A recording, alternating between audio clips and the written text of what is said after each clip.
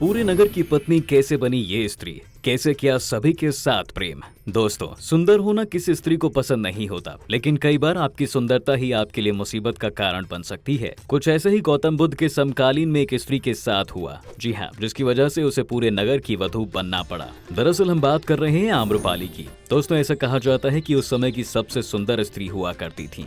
उसके माँ बाप कौन थे ये तो कभी पता नहीं चला। एक गरीब दंपति को वो पेड़ के नीचे मिली थी, जिन्होंने उसे पाल पोस कर बड़ा किया था। किशोर अवस्था आते आते आम्रपाली का रूप अप्सराओं की तरह खिल उठा। उसके रूप पर वैशाली नगर का हर पुरुष मोहित था। एक आम इंसान से लेकर साहूकार, व्यापारी और राज दरबारी तक उसे पाने की इच्छा रखते थे।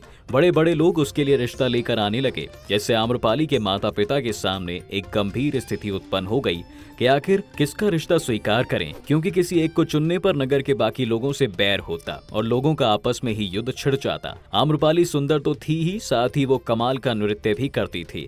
जो भी पुरुष एक बार उसके नृत्य को देख लेता था तो उसके ही ख्यालों में खो जाता था। एक बार स्वयं वैशाली के राज्य मनु ने आम्रपाली का नृत्य देखा, जिसके बाद उसके मन में भी उसे पाने की इच्छा जाग उठी। लेकिन इन सभी के मोह से दूर आम्रपाली का दिल एक साधारण परिवार के लड़के पुष्प कुमार पर आ चुका था। उसके पिता कोई और रिश्ता स्वीकार करते उससे पहले ही आम्रपाली ने पुष्प कुमार से विवाह करने का फैसला कर लिया। लेकिन विवाह के दिन वैशाली के राजा मनु ने पुष्प कुमार की हत्या करवा दी। वैशाली समझ चुकी थी उसने अगर किसी के साथ भी घर बसाने की कोशिश की तो लोग उसके साथ भी यही करेंगे और पूरे नगर में मारकाट मच जाएगी। जिसके बाद नगर प्रशासन ने भी आम्रपाली को नगर के भले के लिए नगरवधु बनने का सुझाव दिया। आखिर में आम्रपाली ने भी इसी वजह से नगरवधु बनना स्वीकार कर लिया। उस समय नगरवधु एक पदवी हुआ करती थी, जिसे जनपद कल्याणी भी कहा जाता था। ये पदवी नगर की सबसे सुंदर और गुणवान स्त्री को दी जाती थी। उसे रहने के लिए महल दिया जाता था, सेवक सेविकाएं और समस्त सुख सुविधाएं प्रदान की जाती थीं। लेकिन शर्त ये भी थी कि वो किसी भी एक पुरुष की होकर नहीं रह सकती, ना प्रेम कर सकती थी, ना ही विवाह कर सकती थी। हाँ, लेकिन उसे अधिकार था कि वो नगर के किसी भी पुरुष के नजदीकी बना सकती है। वो किस पुरुष के नजदीक आएगी, इस बात के चयन करने का अधिकार भी उसके पास था। आम्रपाली को नगरवधु की पदवी 7 साल के लिए दी गई थी। लेकिन कहानी यहीं पर खत्म नहीं हुई। कुछ समय बाद आम्रपाली के जीवन में फिर से प्यार ने दस्तक दे ही दी थी। मगध साम्राज्य के राजा बिंबुसार ने एक दिन वैशाली नगर पर आक्रमण कर दिया। उसी दौरान उसने रूप बदलकर वैशाली में आम्रपाली के यहाँ शरण मांगी। आम्रपाली ये नहीं जानती थी कि ये वही इंसान है जिसने उसके नगर पर हमला किया है, इसलिए उसने बिंबुसार को अपने यहाँ शरण दे दी।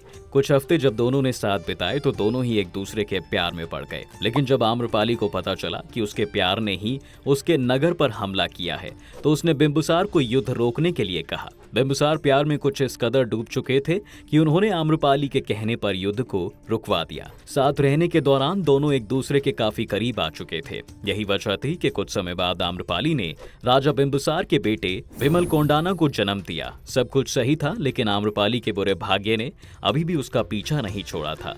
कुछ समय बाद राजा बिंबुसार अपने राज्य वापस लौटे तो वहां उनके पुत्र अजात शत्रु ने उनकी हत्या कर दी और खुद वैशाली पर हमला कर दिया। युद्ध के बाद जब अजात शत्रु वैशाली में हुए नुकसान का जायजा लेने पहुंचे तो उसने वहां आम्रपाली को देखा। उसके रूप को देखकर वो भी उस पर मोहित हो गया। उसने जब आम्रपाली से बात की तो उसे भी वो पसंद आया और वो ये नहीं जानती थी कि ये वही इंसान है जिसने उसके प्यार बिंबुसार को मौत के घाट उतारा है। लेकिन जब वैशाली के लोगों को ये बात पता चली कि आम्रपाली उनके नगर के दुश्मन के साथ प्रेम प्रसंग रचा रही है तो उन्होंने उसे जेल में डलवा दिया।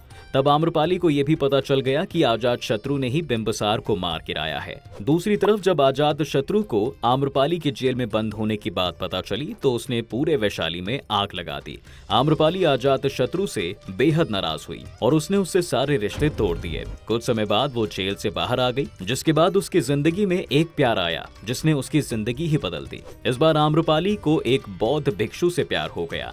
आम्रपाली ने उस बौद्ध भिक्षु को अपने साथ रहने का प्रस्ताव दिया। तब उस बौद्ध भिक्षु ने कहा कि ठीक है, लेकिन मुझे तुम्हारे साथ रुकने के लिए अपने गुरु गौतम बुद्ध से अनुमति लेनी होगी।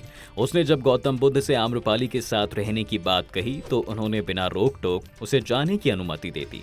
बौद्ध भिक्षु आम्रपाली के साथ चला गया, लेकिन इस बार वो आम्रपाली के रूप जाल में नहीं फंसा, बल्कि आम्रपाली उसके आध्यात्म शक्ति के आगे नतमस्तक हो गई। कुछ समय बाद आम्रपाली खुद उस बौद्ध भिक्षु के साथ गौतम बुद्ध के शरण में चली गई और बौद्ध भिक्षुणी बन गई। इस तरह आम्रपाली का जीवन पूरी तरह से बदल गया।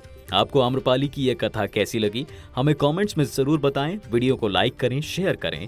आगे और भी ऐसी वीडियोस देखने के लिए हमारे पेज को अभी फॉलो करें।